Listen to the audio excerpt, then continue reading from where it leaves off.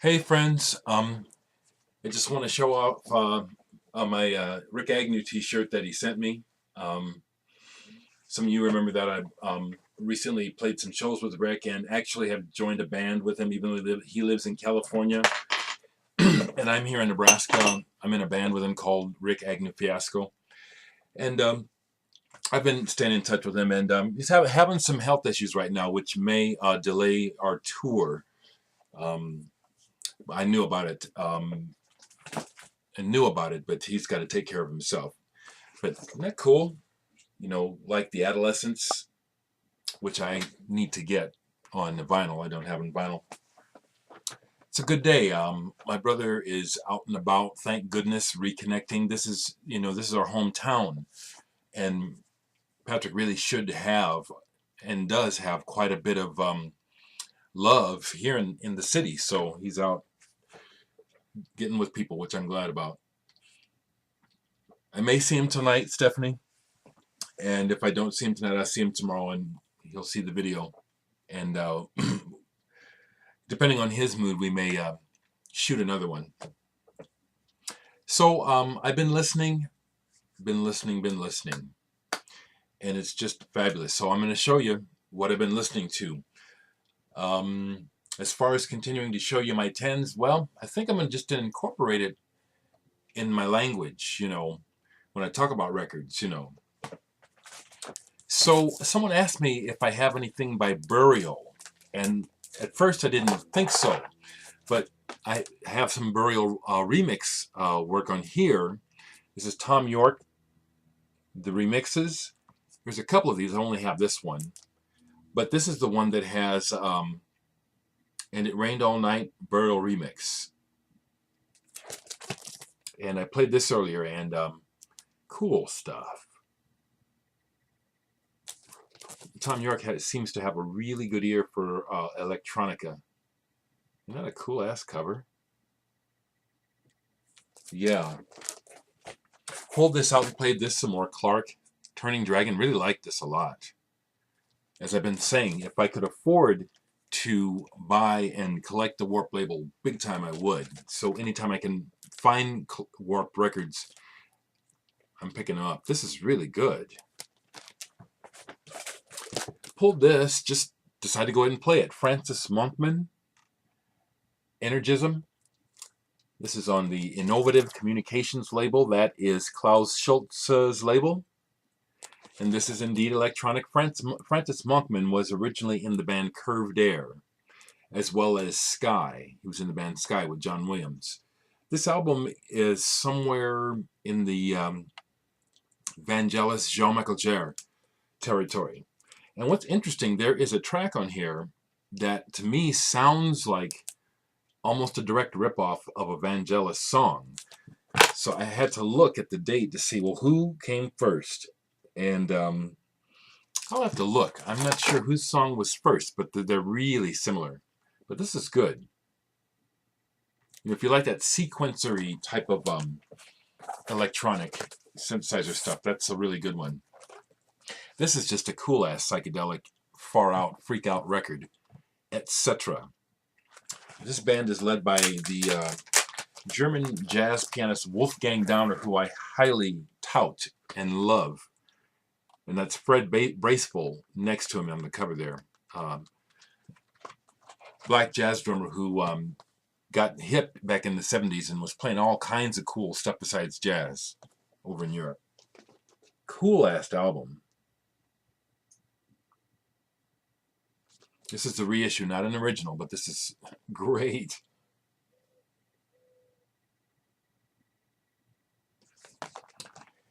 The standout for me last night was Lady Blue. Lady Blue is psychedelic as hell. This album is real neat. Etc. I understand they have more than one album, so okay, I'll get that later. I'll try to get it later. Hadn't played this in a long time, so played UK last night. This is a promo copy. And it was shortly after my brother left in, so I was still in the mood to play, and I had never bothered. Well, back in the day when I tried to learn some of these songs, it was really hard. And last night I decided I wanted to play. And so I learned In the Dead of Night, I learned most of Alaska, and then I got the ending guitar riff by Holdsworth in the song Nevermore. I just wanted to see if I could learn it because Holdsworth's stuff is quite a challenge for me still to try to learn how to play. I don't really understand music theory like mathematics, not actually. You know what I'm saying? So I listened more to this ISIS and posted a picture on Facebook. Yeah, I'm digging this. As I see more ISIS, especially used, because I got this used, but it's in great shape, I'll be picking it up.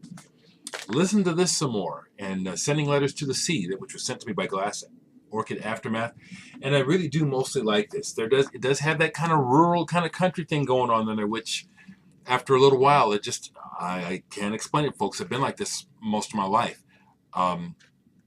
You know, I move on. You know what I'm saying? So the stuff that's more ambient and has the less roots I hear, the more it appeals to me. Yeah, I'm jacked up. Gus Gus from Iceland. Standard stuff for drama. This is some remixes of the song Polyester off their first album. If you've never heard Goose Goose or Gus Gus, I think they really started off really good and just never went anywhere. But their first couple albums, I think, are really good.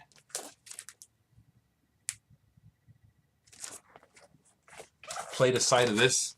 Magnificent, beautiful mono. Hymn to the Immortal Wind. Just gorgeous. Stuff like this, really, I appreciate it better on vinyl. You know, just the way the openness.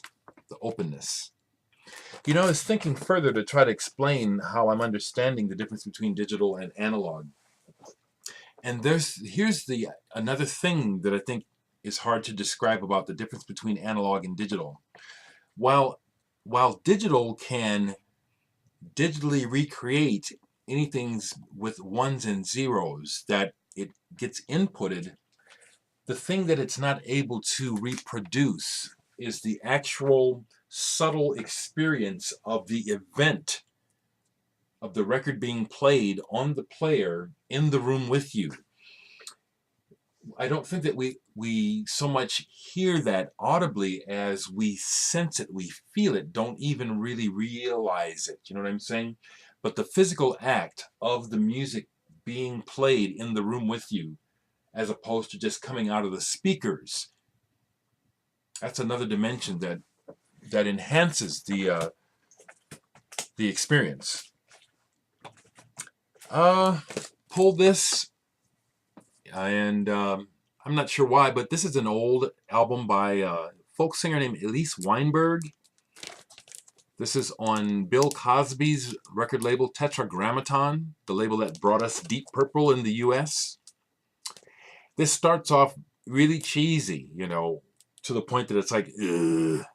But I said, no, wait, okay. And good thing, because track number 3, now her voice is not very good, honestly. The voice is not good.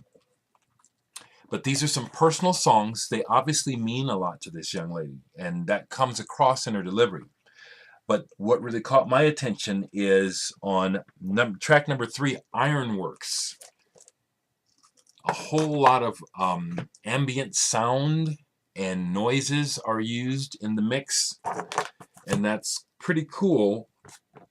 This record goes back to probably 1969 or 1970 at least. And so for the time, that's pretty cool. The other thing I'm just now noticing is that this is partially produced by Don Gallucci. Now the band I remember him from is Touch, but he's been involved in some other stuff of note from the 60s and 70s. So Elise, good cover. This is a keeper. It's not great. This is actually, on a scale of 10, this is probably about a 3 or a 4, but definitely has its collectability. I'll also address this. Yes, I do have records in my collection that I have for the collection, like the Slayer. I'll probably spend them again, just, you know, but Do I occasionally buy records with the idea that this is more for my collection than for me to listen to? Damn straight, I'm a collector, you know. Like the other day, I bought that other YMO. Well, I have 3 versions of it on vinyl, plus 3 versions of it on CD. I don't need any more, but if I came across another copy, a different version that I could afford, would I buy it? Hell yes. It's fun. It's my fun. Just a little bit of classical this morning. Tchaikovsky Symphony No. 5. It was time to break out some classical on the Pioneer.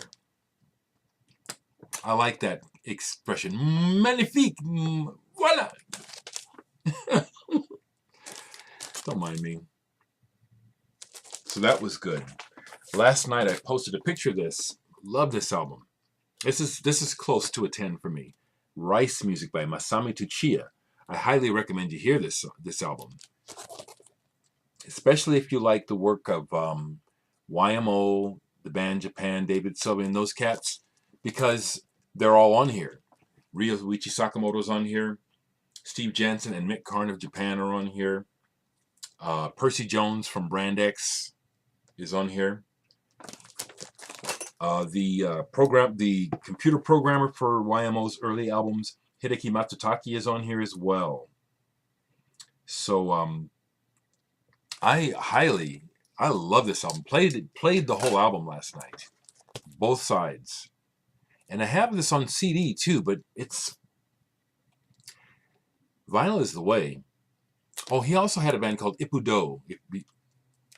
I have one of their albums. No, I have 2. Yeah. So listening has been just an absolute pleasure. Let me see. Have I anything else to show? No, I've been. I put things away.